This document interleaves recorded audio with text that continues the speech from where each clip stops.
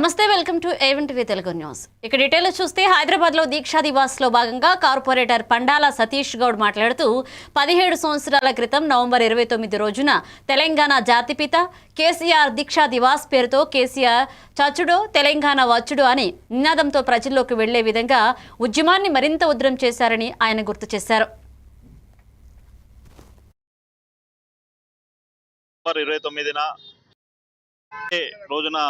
ఆ రోజు తెలంగాణ జాతిపిత కేసీఆర్ గారు దీక్షా దివాస్ పేరుతో తెలంగాణ వచ్చుడో కేసీఆర్ సచ్చుడో అనే నినాదంతో ఆ రోజు ప్రజల్లోకి వెళ్లే విధంగా ఉద్యమాన్ని మరింత ఉధృతం తీసలేక ప్రాణాన్ని సైతం లెక్క చేయకుండా ఆ రోజు నిరాహార దీక్ష అమర నిరాహార దీక్ష కూర్చుండడంతో ఈ రోజు తెలంగాణ ప్రజలు స్వేచ్ఛా వాయువులను పీల్చుకుంటూ బంగారు తెలంగాణ దిశగా అడుగులు వేస్తూ ఒకప్పుడు తెలంగాణ అంటే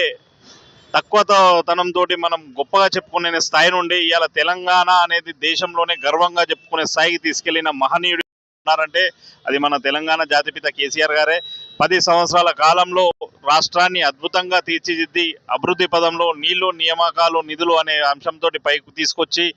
అదే విధంగా అన్న మాట కట్టుబడి అన్ని రంగాలని సమృద్ధితోటి అన్ని కులాలని అన్ని మతాలను సమానంగా చూస్తూ ఈరోజు అభివృద్ధి పదంలో తీసుకుపోయిన కేసీఆర్ గారి స్మృతిస్తూ ఆయన సేవలు మున్ముందు మళ్ళీ ముఖ్యమంత్రిగా కొనసాగాలని